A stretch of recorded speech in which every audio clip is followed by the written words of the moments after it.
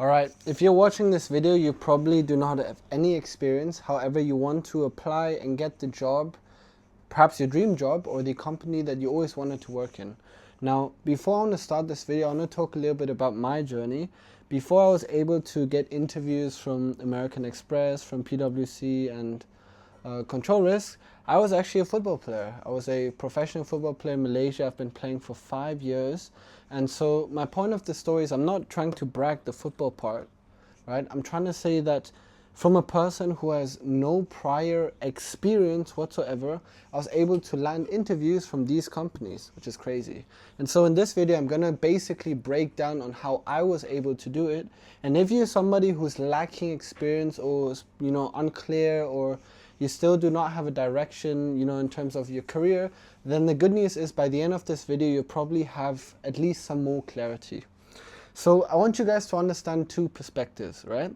The first person is somebody who has a lot of experience. Now, I don't mean experience as in the person has worked in the company for X, Y, Z amount of years.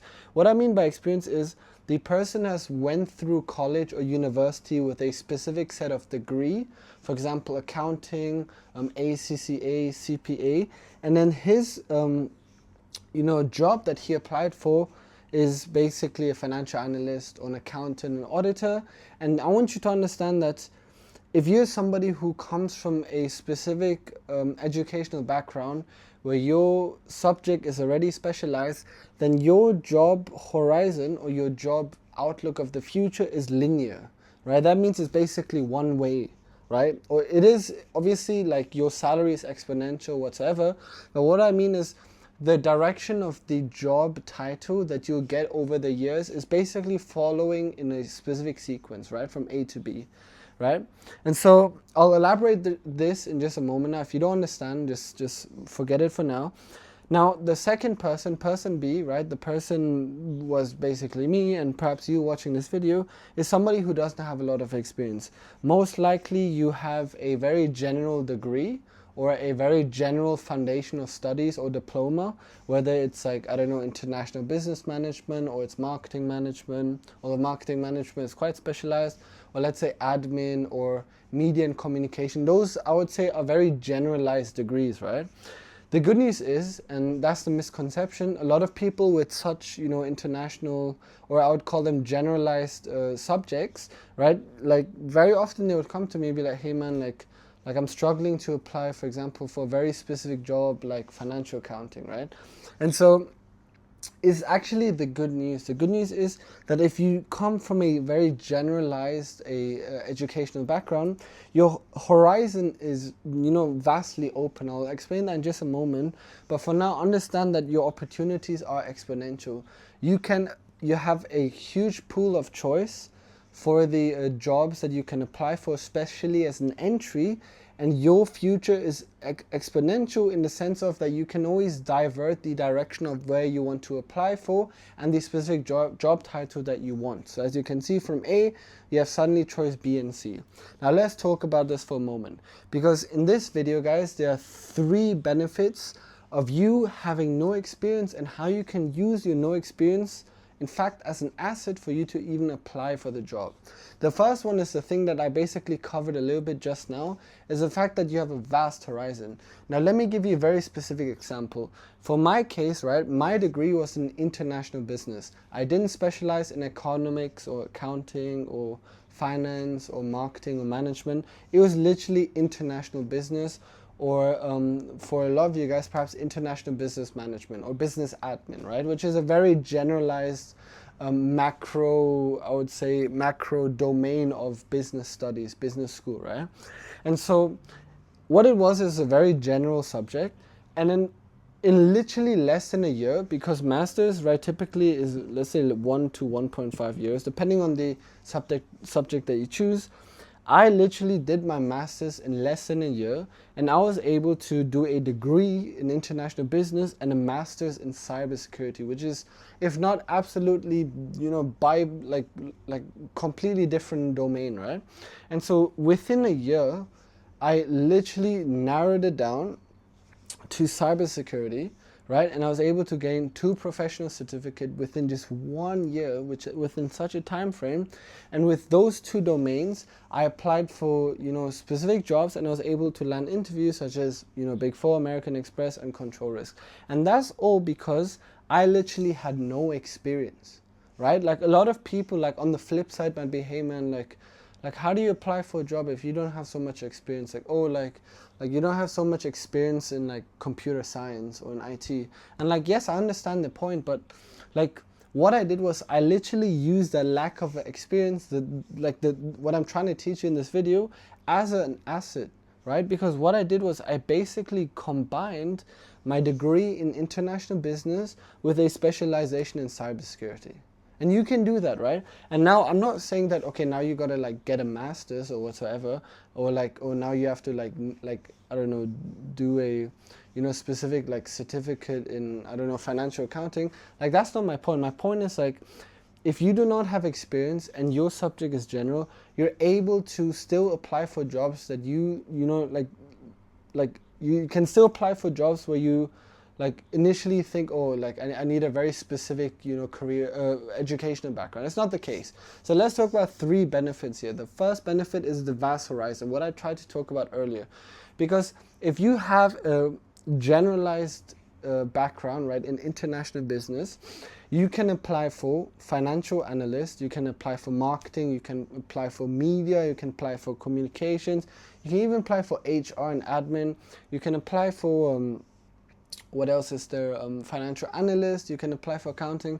You can do that because the secret is that within your resume, and this is what I'm going to teach you guys in the further videos, what happens is the resume, which is the magical golden ticket, the resume is where you specialize. It's funny, the resume is where you specialize. Your educational background can be general. You know, you don't have to specialize, but when you write your resume, you can write these specific jobs descriptions in such a way that it perfectly matches the job and the job description. You can literally tailor your resume in such a way. And so that's basically what I did, right? And so coming back to the idea of vast horizon, you have a huge pool of different domains of entry jobs and even middle tier jobs you can apply for, and you have a lot of opportunities because with a generalized degree or diploma, depending on what you're doing, you're able to tailor your resume specifically so that you can still apply for that job. Because I want you guys to understand a few things, and this is something that I faced a few times. The first thing is that you change your mind very often.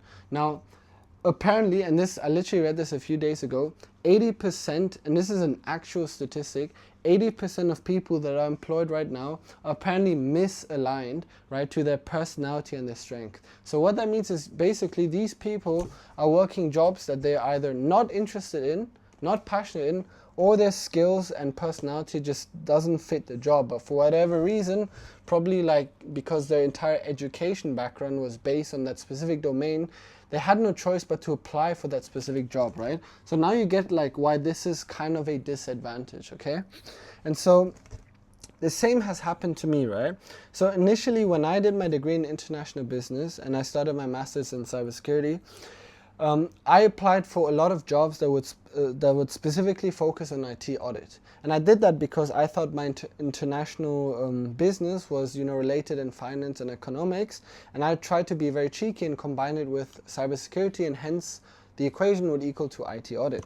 And so what happened was, over time, I realized like, oh shit, you know what, actually that is not the field that I'm so interested in. That's perhaps not the strength, and that's perhaps, you know, like what I don't really enjoy. And so what happened was, then I literally just changed my mind, okay, decided, okay, now I want to apply for SOC, Security Operations Center. And again, bear in mind that I was able to get a master's in less than a year. My cybersecurity master's is literally 1 year, and I was able to do this in less than 1 year. I didn't have any like background in computer and information systems whatsoever. I did it in less than a year, and I was able to get a job interview here. Like, how is this possible? Like, this is like, it shows there's something there's something like complicated and something off with the system, and that's what I'm trying to break down right in this video.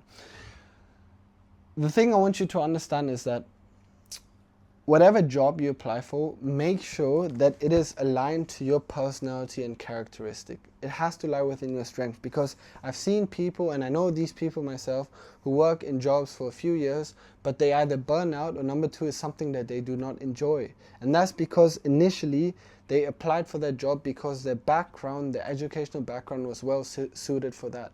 Which is, again, like I understand the point, but like why would you work for something where you, at the end of the day, you're not very happy about, right? Because like it's not going to do you any favor. Like, yes, I get the component of surviving and getting money, but at the end of the day, it's about you and you want to be happy, right? And so let's talk about less about the sentimental stuff, because I want to talk about the third benefit. The third benefit, it actually shows you're fresh, right? I've seen this from a lot of recruiters. I've, studied a lot of these job applications, that we have literally right now in the job market. And so a lot of HR recruiters, right, look for students who actually have less experience. It's very ironic, I get it, but a lot of these HR recruiters actually want to look for people who are more fresher, in the sense that they are more like moldable, right? Moldable meaning like, like clay, where you can like, you can turn the clay into something.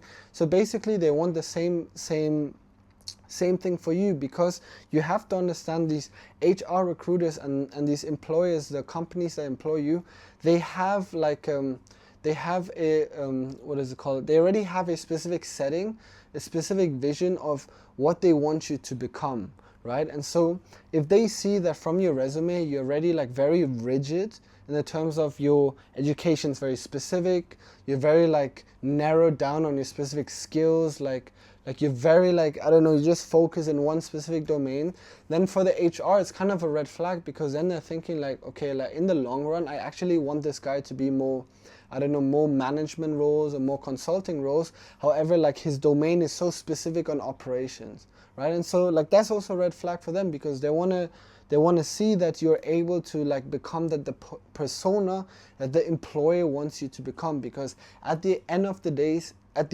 yes, it's about you and you choosing the dream job, but it is the employer that basically draws that roadmap for you that you have to eventually walk through, right? So just understand that for now. And so that is basically the entire idea of this video, is that if you're a person with no experience, like it is not a bad thing. Like I was in that position, I like literally have no experience. Use that to your advantage, use it to your asset, open up the horizon. You can still change your mind, you can still like decide, okay, this is something I'm interested in, this is not what I'm interested in. And for the HR recruiter, it's very often a good sign. So with that bear in mind, I hope you enjoyed this video. If you do like it, subscribe, like. If not, then I'll just see you in the next video.